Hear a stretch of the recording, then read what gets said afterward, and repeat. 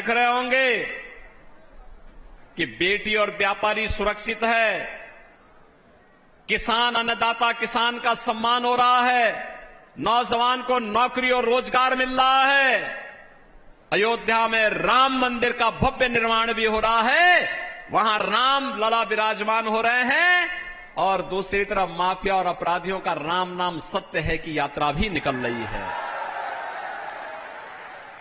एक साथ राम के ही नाम पर सारे काम हो जा रहे हैं। और बहनों और भाइयों, इसीलिए आज हम सब आए हैं। आपने देखा होगा, मैं केवल आपसे एक बात पूछना चाहता हूं, कांग्रेस का घोषणा पत्र आपने देखा होगा। एक प्रकार से यानी इंडी गठबंधन जो है, कांग्रेस, सपा और उनके साथ जो और भी तमाम लोग जुड़े हुए हैं, इन सब का गठबंधन है ये। और ये गठबंधन कैसे? स्वार्थ का गठबंधन। ये गठबंधन देश के लिए नहीं है। ये गठबंधन किसके लिए है? आज आपने देखा होगा, पाकिस्तान का एक मंत्री, पूर्व मंत्री राहुल गांधी की तारीफ कर रहा है। यानी भारत में कोई तारीफ नहीं करता, क्योंकि लोगों को मालूम है जब भी भारत पे संकट आएगा तो राहुल गांधी सबसे पहले इटली भागेगा, तब उसे भारत की याद नहीं आती है, तब उसे भारत की जनता याद नहीं आती है। लेकिन जब चुनाव आते हैं तब रामलला भी उनको याद आते हैं, तब वह उत्तर प्रदेश में आ थमकते हैं, फिर चुनावी गठबंधन करके फिर गायब हो जाएंगे, फिर 5 वर्ष तक कभी नहीं दिखाई देंगे।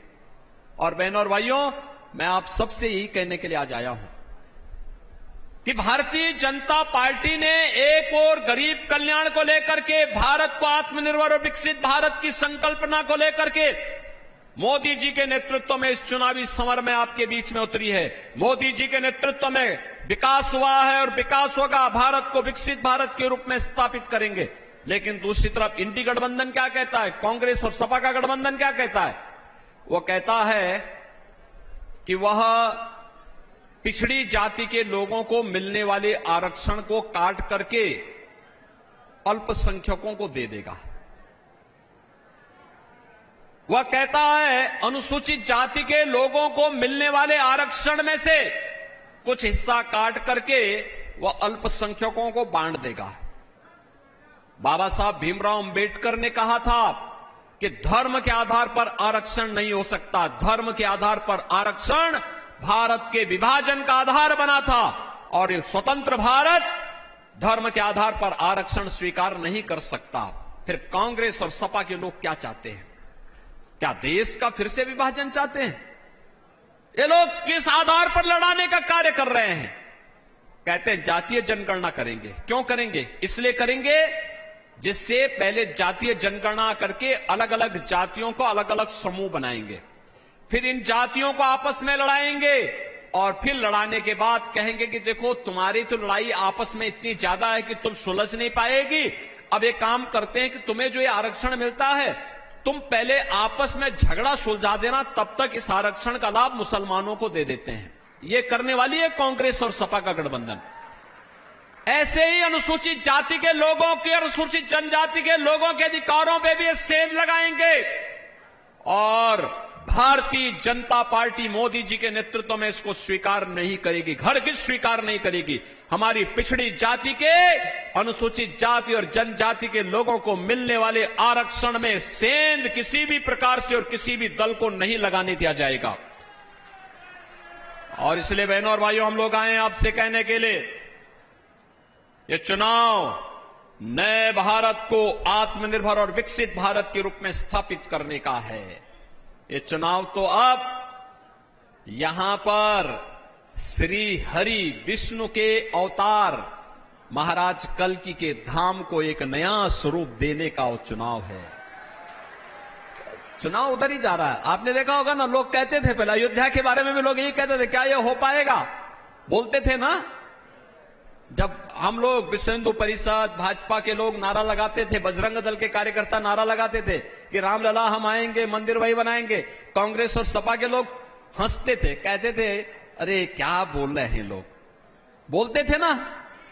ये लोग तब भी हंसते थे और तब भी कहते थे, उपहास करते थे हम लोगों का, कहते थे देखो ये कभी हो ही नहीं सकता। और इन लोगों ने उस समय क्या कहा था, सपा ने कहा था, समाजवादी पार्टी ने कहा था कि अयोध्या में परिंदा भी पर नहीं मार सकता। कांग्रेस के लोग कहते थे राम हुए ही नहीं। और जब न्यायालय फैसला देने लग गया तब इन्होंने क्या कहा था, इन्होंने कहा था अगर फैसला कोर्ट ने कर दिया तो खून की नदियां बहेंगे। अरे हमने कहा ये नया यूपी है भाई, यहां खून की नदियां नहीं, मच्छर भी नहीं मरने वाला है, काहे आप चिंता मत करो, कुछ नहीं होगा। आपने 7 वर्ष में कोई कर्फ्यू देखा यूपी में? कोई दंगा देखा है क्या? अब दंगा नहीं होता यहां। कर्फ्यू का स्थान तो कावड़ यात्रा ने ले लिया है। और इसलिए भाइयों बहनों, मैं आपसे कहने के लिए आया हूं, भारतीय जनता पार्टी ने धारा 370 कश्मीर से हटाई। भारतीय जनता पार्टी ने काशी विश्वनाथ धाम भी दिया।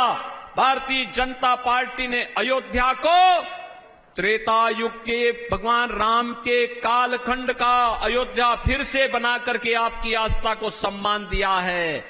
और कृष्ण कन्हैया के मथुरा वृंदावन के लिए भी एक बड़ी कार्य योजना के साथ हम आगे बढ़ चुके हैं। और मैं बोलना चाहता हूं, भाई हमारा एजेंडा तो एकदम तय है, हम करेंगे। लेकिन मैं पूछना चाहता हूं समाजवादी पार्टी से, क्या वह भी, छोड़िए और जगह छोड़े, केला देवी के लिए न किया, उनसे गलती हो गई, नहीं किया उन्होंने। अयोध्या के लिए उन्होंने, उनके मन में जो भी भाव था उन्होंने जो कर दिया हो गया। काशी के लिए जो किया नहीं किया उन्होंने, नहीं कर पाए। मां विंध्यवासिनी धाम के लिए नहीं कर पाए। लेकिन क्या मथुरा वृंदावन के इस कार्यक्रम में जिसको लेकर के हम लोग आगे बढ़ रहे हैं, क्या समाजवादी पार्टी क्या इस कार्य में, इस पुण्य कार्य में सहयोग कर पाएगी? आप पूछना उनसे।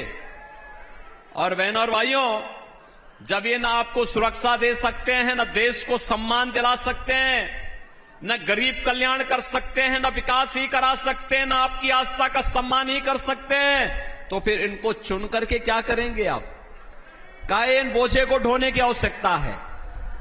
और फिर संभल में तो मैं आपसे कहना चाहूंगा, जिनको भारत माता की जय जयकार करने में संकोच होती हो, उनको भारत की संसद में जाने का अधिकार भी नहीं होना चाहिए।